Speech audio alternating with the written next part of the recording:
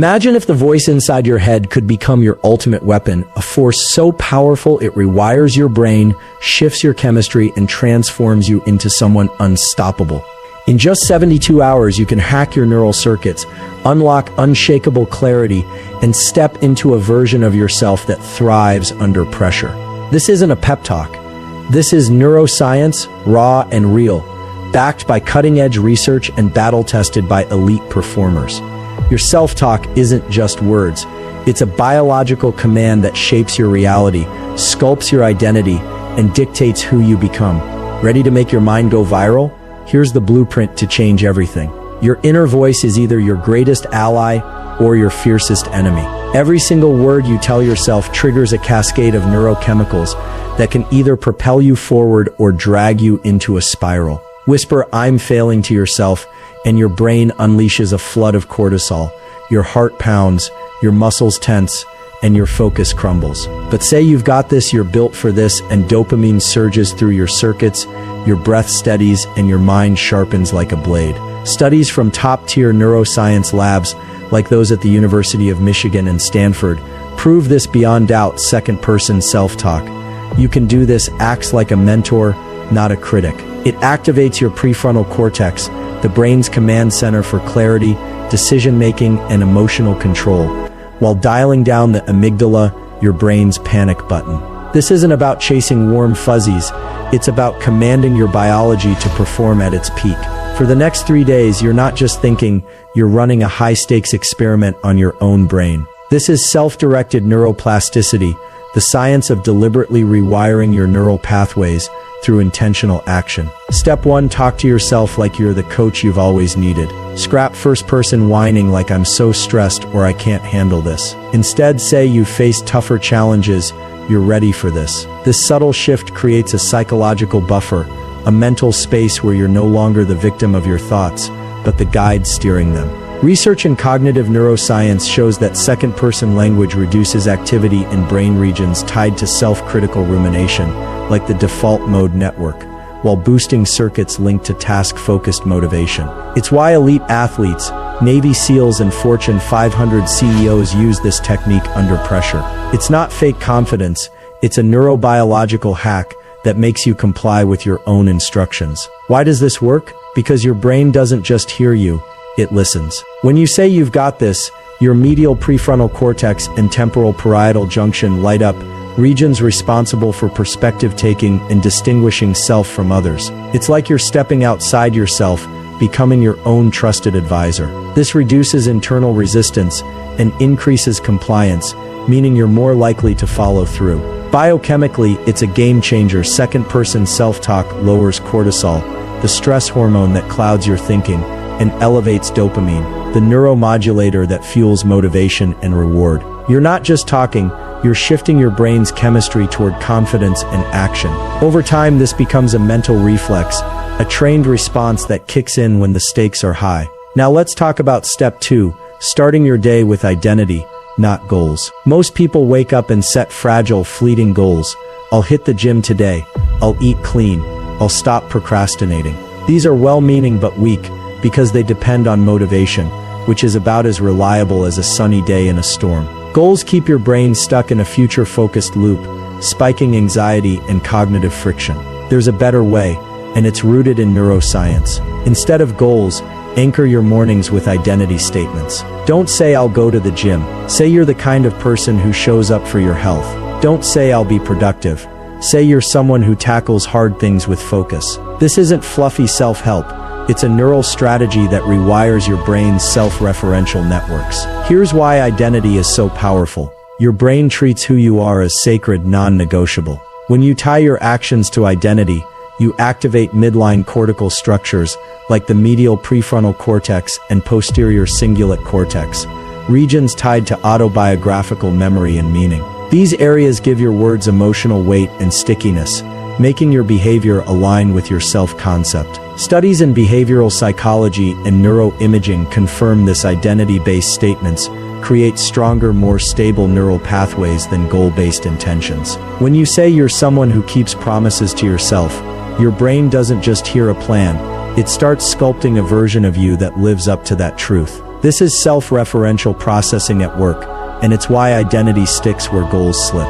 Think of it like this: goals are about what you want to do, but identity is about who you are. When you act from identity, you're not fighting to become something, you're expressing what you already believe yourself to be. This removes internal resistance, the mental tug-of-war that sabotages most people. Neuroplasticity thrives on this alignment. The more you repeat identity statements, you're the kind of person who stays calm under pressure, or you're someone who finishes what you start, the more your brain myelinate those pathways, making them faster, stronger, and more automatic. Your nervous system fights to maintain behaviors tied to identity because it sees them as core to your survival. That's not philosophy, that's biology. Now, step 3.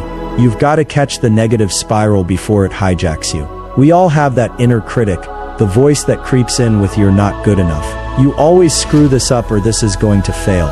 Left unchecked, these thoughts aren't just noise, they're neural commands that your brain obeys. Negative self-talk engages your default mode network, a circuit that includes the medial prefrontal cortex and posterior cingulate cortex, which goes into overdrive when you ruminate or judge yourself. This triggers a limbic system response, spiking activity in the amygdala, your brain's fear center, and flooding your system with stress hormones. Your heart races, your breath shallows, and your ability to think clearly plummets. Sound familiar? That's your brain reacting to your own words, as if they're a threat. Here's how you stop it. Label the thought. When that inner critic pipes up, hit pause and say, "That's a thought, not a fact." This isn't some feel-good mantra. It's a neuroscience-backed technique called cognitive diffusion. By labeling a thought as just a mental event, you shift neural activity from the amygdala to the prefrontal cortex, the brain's logic and regulation hub. fMRI studies show this reduces limbic reactivity and increases activation in the right ventrolateral prefrontal cortex, giving you more calm, more control, and less stress. In seconds, you're redirecting blood flow and neural energy away from panic and toward executive function. Your cortisol drops, your breath slows, and your mind clears. You're not arguing with the thought or suppressing it, you're disarming it. This labeling trick is deceptively simple but profoundly effective. Think of it as a pattern interrupt, a way to break the loop of negative self-talk before it spirals. Most people fuse with their thoughts, treating them as gospel truth. "I'm not good enough" feels like a fact, so your brain and body react as if it's real. But when you say "that's a thought, not a fact," you create just enough distance to see the thought for what it is. A fleeting mental event, not a verdict on your worth. Over time, this practice becomes neuroprotective, conditioning your brain to stop treating every negative thought like a crisis. You're not ignoring reality, you're mastering how your nervous system responds to perceived threats. Why focus on 3 days? Because 72 hours is a neurobiological tipping point. Your brain is constantly evaluating which circuits to strengthen or prune based on frequency, intensity, and relevance. When you commit to 3 days of intentional, emotionally charged self-talk, you trigger what neuroscientists call a plasticity cascade. Within hours, immediate early genes like CFOs activate, signaling that your neurons are learning something new. By day 2, if you keep the practice consistent, your brain starts producing brain-derived neurotrophic factor, BDNF, a protein that acts like fertilizer for new neural pathways. By day 3, you're transitioning from short-term plasticity, temporary signal changes, to the early stages of structural plasticity, where actual changes in neural wiring begin.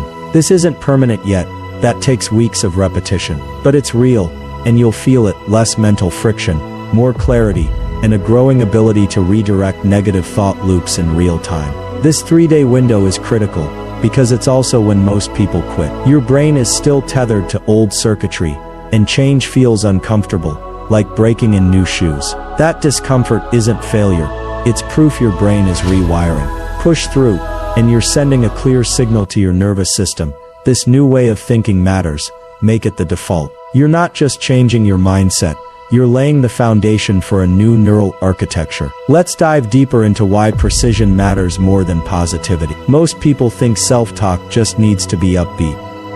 "I'm awesome. Everything's fine." But vague affirmations often backfire.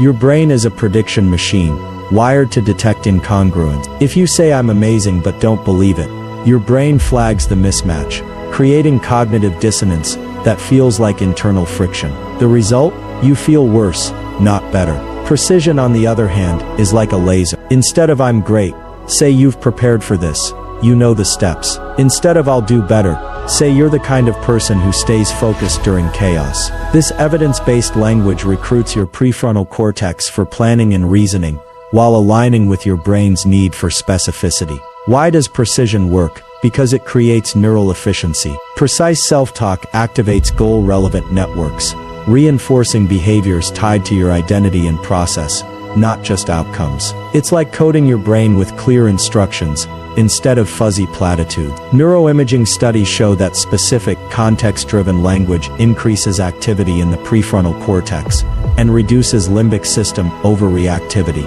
leading to better emotional coherence and decision-making. When you say "You've executed this under pressure before," your brain doesn't just hear motivation, it retrieves memories of past successes, strengthening the neural circuits that drive resilience and performance. Precision isn't about feeling good, it's about wiring your brain to act. Your self-talk also has a direct line to your body's autonomic nervous system, the control center for heart rate, breathing, digestion, and stress responses. Negative self-talk, "I can't handle this. This is going to fail," amps up your sympathetic nervous system, triggering fight or flight mode. Your heart races, your breath shallows, your muscles tense, and your cortisol spikes, making clear thinking nearly impossible. But shift to intentional grounding language.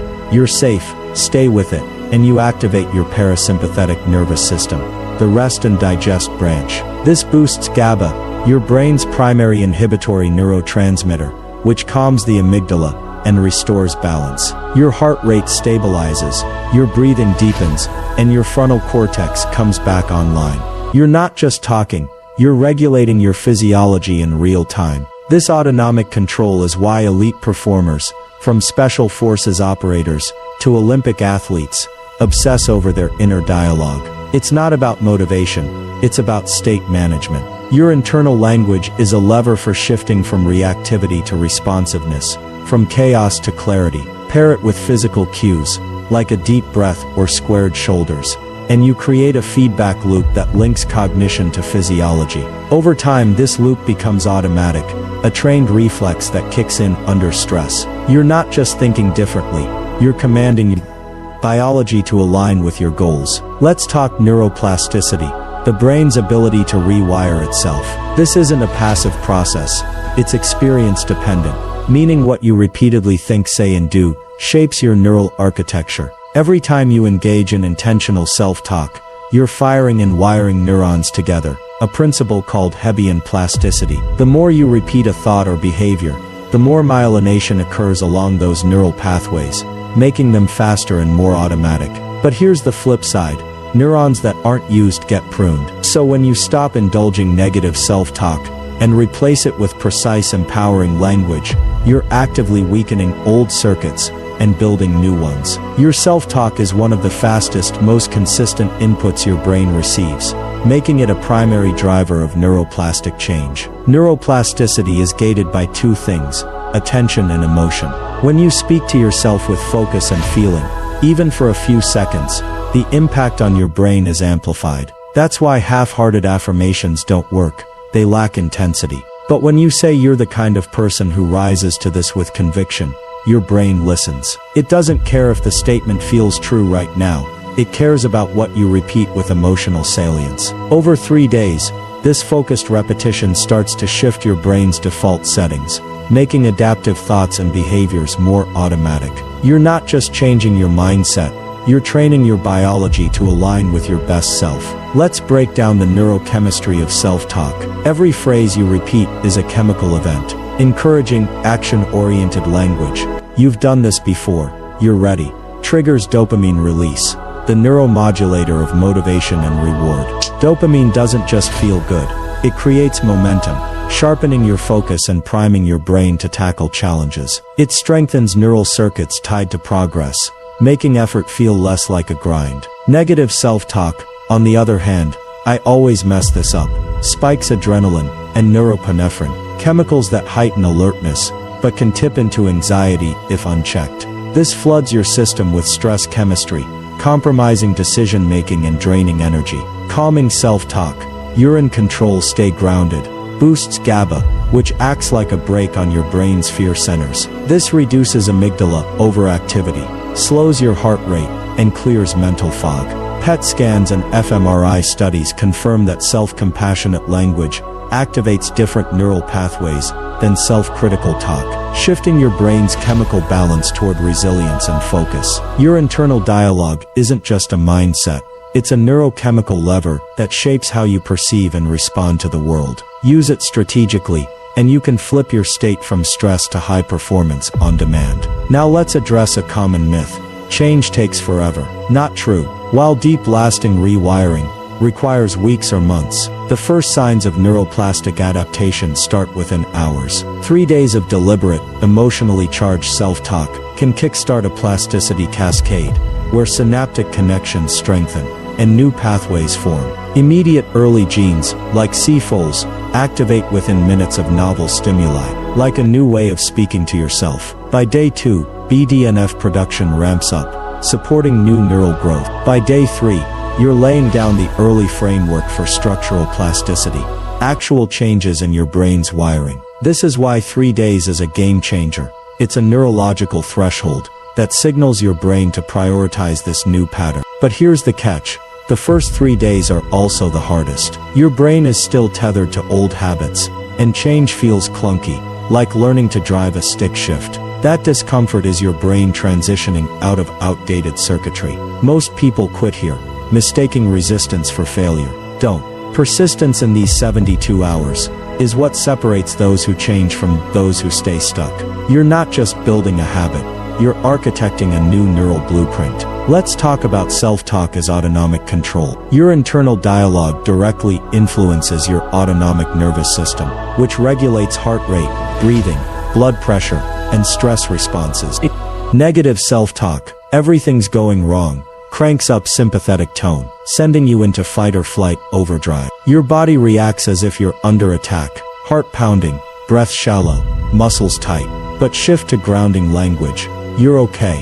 Focus on the next step, and you engage parasympathetic tone, triggering rest and digest responses. Your heart rate slows, your breathing deepens, and your cognition sharpens. This isn't placebo, it's physiology, driven by language. This control is trainable. By consistently pairing self-talk with physical cues, like a slow exhale or relaxed posture, you create a feedback loop that links mind and body. Over time, this becomes a reflex, letting you shift states under pressure. Elite performers train this deliberately, because they know their biology responds more to internal signals than external circumstances. Your self-talk is a command center, giving you real-time access to your nervous system's full spectrum, cognitively, emotionally, and physically. Now let's zoom out. In a world bombarding you with noise, social media, news, expectations, your inner voice is your last line of defense. It's your neurological sovereignty,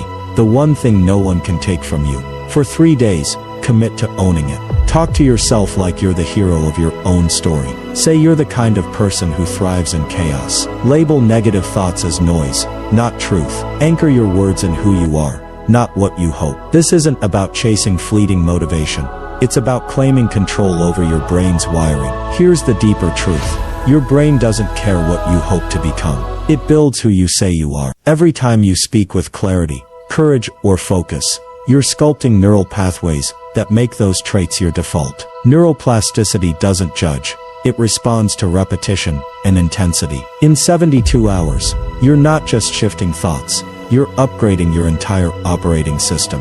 You'll feel the difference. Less reactivity, more resilience, more you. So what's it going to be? Will you let the world's noise define you, or will you become the signal your brain listens to? For 3 days, just 3, speak to yourself with precision, identity, and unrelenting self-leadership. Say you're built for this. Interrupt the critic with, "That's a thought, not a fact." Start each morning declaring who you are, not what you'll try to do. This is your chance to go viral, not online, but inside your own mind. The question isn't can you change? The question is can you become the kind of person who speaks truth into your own biology before the world tells you what's possible. Your brain is listening, your body is waiting. 3 days, start now. Rewrite your wiring, become unstoppable.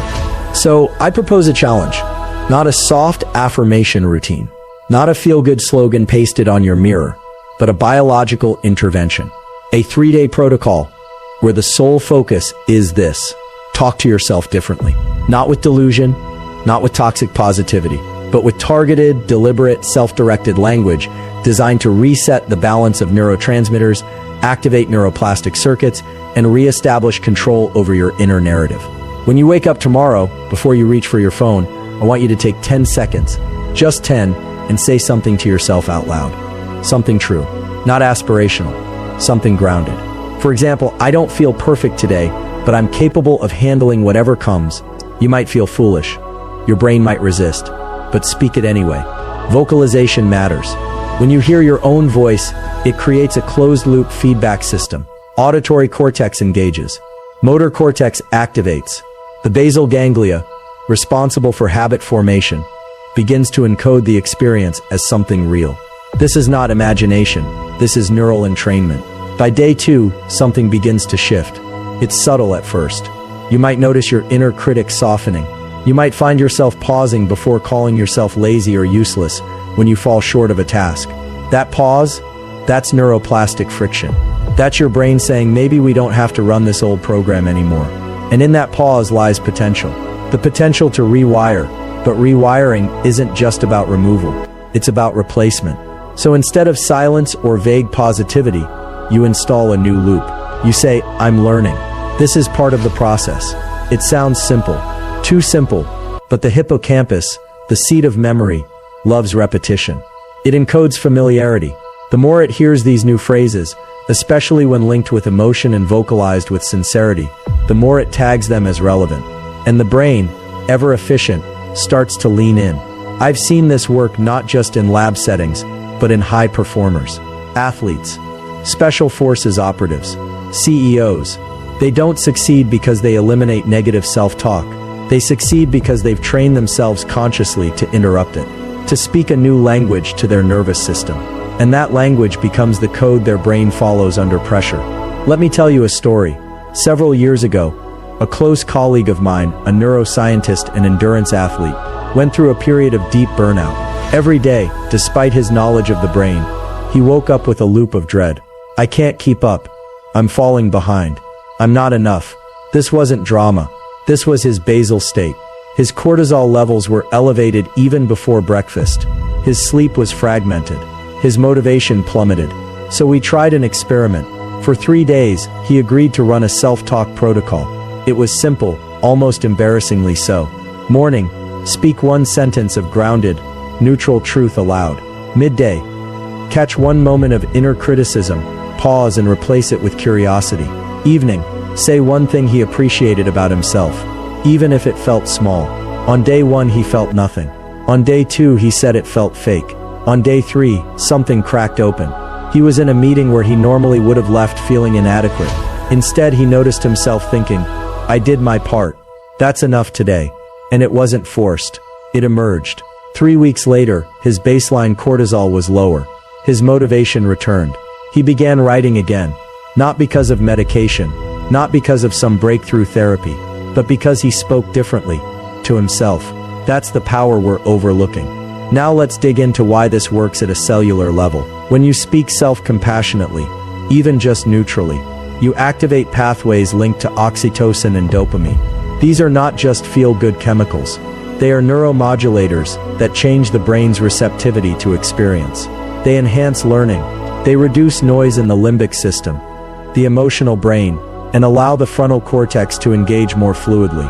In other words, when you speak to yourself like someone worth believing in, your brain believes it, and it begins to perform accordingly. But it's not just about being nice to yourself. This protocol isn't a kindness practice. It's a recalibration tool. You're telling your nervous system, we are not in danger, we are in growth. And that message downregulates stress hormones, increases neuroplasticity, and improves task-related focus. It primes your visual system to look for solutions rather than threats. It teaches your heart rate variability to stabilize.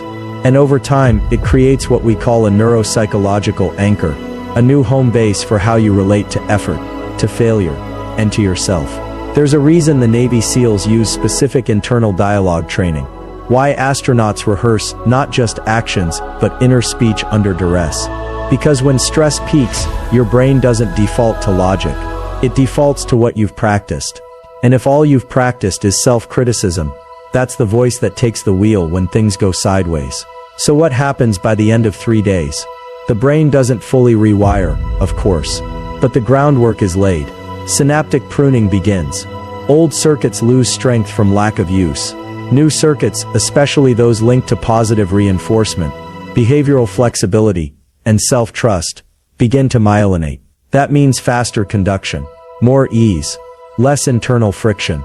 Let me be clear, this isn't magic. It doesn't erase trauma. It doesn't guarantee success. But it gives you a lever, a tool, and most importantly, agency. The knowledge that your voice is not just commentary, it's causative. It's shaping who you become. I'll leave you with this in the brain.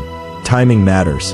The state you're in when you say something to yourself determines how deeply it's encoded. So during this 3-day challenge, I recommend 3 windows. Right after waking, when your brain is transitioning from theta to beta waves, prime time for subconscious imprinting. Right before sleep, when memory consolidation is ramping up. And during moments of emotional charge, when stress, excitement, or fear peaks.